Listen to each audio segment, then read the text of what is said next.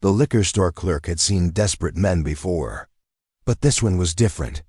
Outside the 7-Eleven on Hollywood Boulevard, a young man stood in the November rain, holding a leash.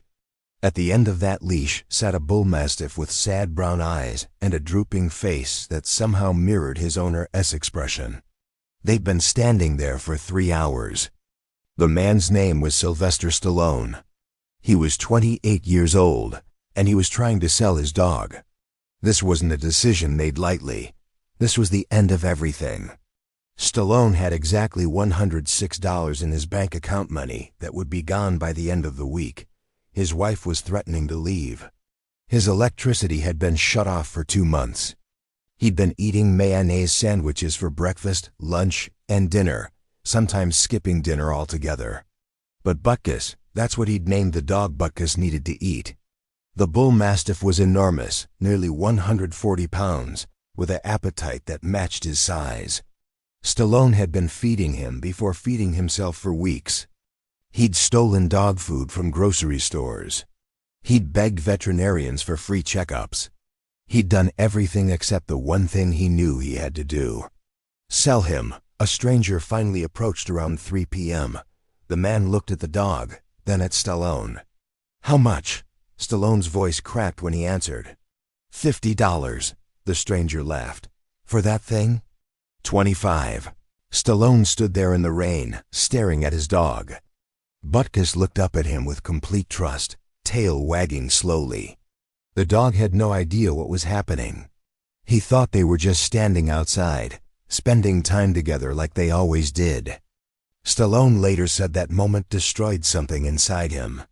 "I sold my dog for $25, he would tell interviewers decades later, his voice still thick with emotion. "I still feel like a piece of garbage for doing it, but he took the money." He handed the leash to the stranger, and he walked away. He didn't look back because he knew if he did, he'd break down completely. That night, Stallone sat alone in his apartment, more of a room, really, barely 250 square feet, and cried for hours. The $25 was gone within 3 days. Rent, food, it vanished like water in the desert.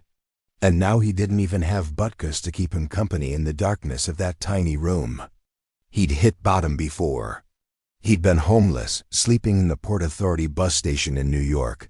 He'd stolen frozen food from grocery stores. He'd worked as a movie theater usher and been fired for trying to scalp tickets. He'd auditioned for every casting call in Hollywood, 1,855 rejections. He'd counted them all in a notebook and been told repeatedly that he was too ethnic, that his face was weird, that his slurred speech made him unemployable. But losing Butkus felt different. It felt permanent. Stallone had found the dog 2 years earlier, in 1973, when he first arrived in Hollywood. He'd had $200 to his name and a dream that everybody told him was impossible. He saw the puppy outside a pet store, and something in its face reminded him of himself, something sad and tough at the same time. He spent $150 of his last $200 on that dog. His wife thought he was insane. His friends said he was sabotaging himself, but Stallone didn't care. He named the dog after Dick Butkus, the legendary Chicago Bears linebacker, because the puppy was fearless and stubborn and refused to quit. Just like him. Then, 3 weeks after selling Butkus, something impossible happened. Stallone went to a boxing match on March 24, 1975. The Ali vs. Wepner fight at the Richfield Coliseum in Ohio. He watched it at a friend's house because he couldn't afford the closed-circuit television fee. He watched Muhammad Ali, the greatest boxer in the world, face Chuck Wepner, a journeyman fighter that nobody gave a chance. And he watched Wepner last 15 brutal rounds. Wepner lost, of course. Ali won by technical knockout. But Wepner had done something nobody thought possible. He'd survived. He'd gone the distance with a legend. He'd proven that an underdog could stand in the ring with greatness and not be destroyed. Stallone walked home at 2 a.m., his mind racing. By the time he reached his apartment, he had an entire movie in his head. A boxer, an underdog, A man who just wanted one shot at greatness. A man who looked like Wepner, but felt like Stallone. A man named Rocky Balboa. He wrote the script in 72 hours straight. No sleep, barely any food. Just pure, desperate, furious creation. He wrote it longhand because his typewriter was broken and he couldn't afford to fix it. He wrote through hand cramps and exhaustion and the overwhelming fear that this was just another failed dream in a life full of them. When he finished, he had 90 pages. He read it once, made a few edits, and absolutely knew that this was it. This was the script that would change everything. He was right. Within 2 weeks, producers at United Artists had read the script and made an offer. $125,000. For a man with $106 in his bank account, it was a fortune beyond imagination. It was salvation. It was everything he'd been fighting for. His wife cried when he told her. His friends celebrated. Everyone told him to take the money and run. But there was a problem. The producers wanted Ryan O'Neal to play Rocky, or Burt Reynolds. Or James Caan, anyone but Stallone. You wrote a great script, they told him. But you're not a movie star. You're not even an actor. You're nobody. Stallone said no to the money. The producers increased their offer. $175,000, then $250,000, then a staggering $360,000 more money than Stallone could comprehend, more than he'd make in 10 lifetimes of struggle. And Stallone kept saying no. I'd written Rocky about a man who gets one shot at making something of himself, he explained later. If I didn't take my shot, then what was the point of writing it? I'd be betraying the character. I'd be betraying myself. His wife screamed at him. His agent called him an idiot. His friends said he was throwing away his only chance at escaping poverty. Even he questioned himself in the dark hours of the night. Was he being brave or just stupid? Was this conviction or ego? But he didn't take the money. Finally, the producers made a different deal. $35,000 for the script. Stallone as the star. 10% of the back-end profits. It was a fraction of what they'd offered before. But it meant Stallone would be Rocky. He said yes immediately. The movie went into production with a $1 million budget, tiny by Hollywood standards. Even in 1976, they shot it in 28 days. Most of the actors were unknowns. The director, John Avildsen, had one major credit to his name. Nobody expected anything. Stallone barely had time to think about Butkus during filming. But late at night, between scenes, he'd remember the dog's face when he'd handed over the leash. The guilt ate at him. And then, after the first week of shooting, Stallone did something that everyone thought was crazy. He went looking for the man who'd bought Butkus. He searched for 2 weeks, driving through every neighborhood he could remember, asking everyone if they'd seen a bullmastiff with a drooping face. Finally, he found him. The man was outside a liquor store, not the same one, but similar enough to make Stallone's stomach turn. Butkus was there, sitting patiently, older but the same. The dog saw Stallone and went crazy. He pulled so hard on the leash that the man almost fell. Butkus jumped up, put his paws on Stallone's chest, and started licking his face with complete, unrestrained joy. Stallone was crying too hard to speak for a full minute. When he could finally talk, he asked the man one question. "Can I buy him back?" The man looked at Stallone, then at the dog, then back at Stallone. He smiled, not a friendly smile. "Sure," he said. $15,000. The amount was absurd, cruel. The man clearly knew. Stallone had gotten some kind of movie deal. Word travels fast in small Hollywood circles.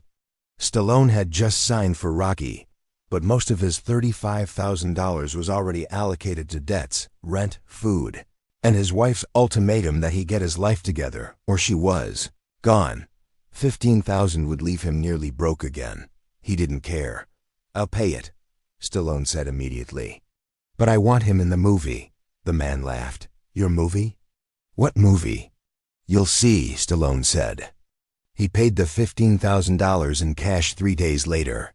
He paid it before he paid his rent. He paid it before he bought groceries. He paid it before he fixed his broken-down car or replaced his worn-out shoes or did any of the 1,000 things he desperately needed. And he brought Butkus to the Rocky set.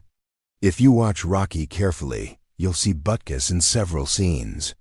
He's the dog sleeping in Rocky's apartment. He's there when Rocky comes home from his meatpacking plant job. He's a silent presence, a symbol of loyalty in a story about a man who has nothing except his determination and the few beings who believe in him. Most people watching Rocky have no idea they're seeing Sylvester Stallone's actual dog. They don't know the heartbreak behind those scenes. They don't know that when Rocky pats that dog's head, Stallone was touching the physical embodiment of his biggest regret and his greatest redemption. The movie finished filming in January 1976. Nobody knew what to expect. Preview audiences loved it, but preview audiences love lots of movies that died at the box office. Rocky premiered on November 21, 1976. It became a cultural phenomenon. The movie made $225 million worldwide on a $1 million budget. It was nominated for 10 Academy Awards. It won 3, including Best Picture, beating out All the President's Men, Network, and Taxi Driver. Sylvester Stallone was nominated for Best Actor and Best Original Screenplay, becoming the third person in history to be nominated for both categories for the same film. He lost the acting award to Peter Finch. He lost the screenplay award to Paddy Chayefsky. But he'd won something more important. He'd proven everyone wrong.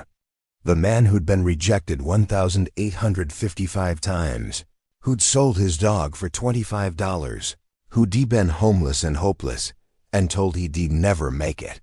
That man was now the star of the biggest movie of the year. And through it all, Butkus was there. Stallone kept Butkus for the rest of the dog's life. The bullmastiff appeared in Rocky II, released in 1979, reprising his role as Rocky's loyal companion. By then, Stallone was wealthy beyond his wildest dreams. He bought a mansion. He bought cars. He bought everything he'd ever wanted. But he said that nothing he ever purchased meant as much as getting Butkus back. Butkus died in 1981 at the age of 10. Stallone buried him in his backyard with a headstone that read, "Butkus Stallone, my best friend." Years later, in interviews, Stallone would become emotional talking about that period of his life. "Selling Butkus was the lowest point," he said in a 2015 interview. "Not because of the poverty, not because of the rejections, but because I betrayed my best friend out of desperation. That's what poverty really does to you. It makes you betray the things you love most." He paused, collecting himself. "Getting him back cost me almost everything I'd earned from Rocky, but it was the best money I ever spent. Because it meant I could look in the mirror again." The story of Stallone and Butkus became Hollywood legend, though it took years for the full truth to emerge. In the early years, Stallone was reluctant to discuss it, ashamed of what he'd done, even though he'd made it right. But as time passed, he began sharing the story more openly, recognizing that it illustrated something profound about desperation, redemption, and the cost of dreams. The narrative became a cornerstone of his public persona, the ultimate underdog story belonging to the man who created the ultimate underdog character. Today, that story resonates even more powerfully. In an era of instant gratification and overnight success stories, Stallone's journey from selling his dog for $25 to buying him back for $15, to winning an Oscar represents something increasingly rare. A reminder that real success often requires sacrificing everything, enduring unbearable choices, and maintaining faith even when the darkness seems permanent. The man who wrote Rocky about a fighter who just wanted one shot at dignity understood that message intimately, because he'd lived it. With a dog named Butkus witnessing every moment of his fall and his rise,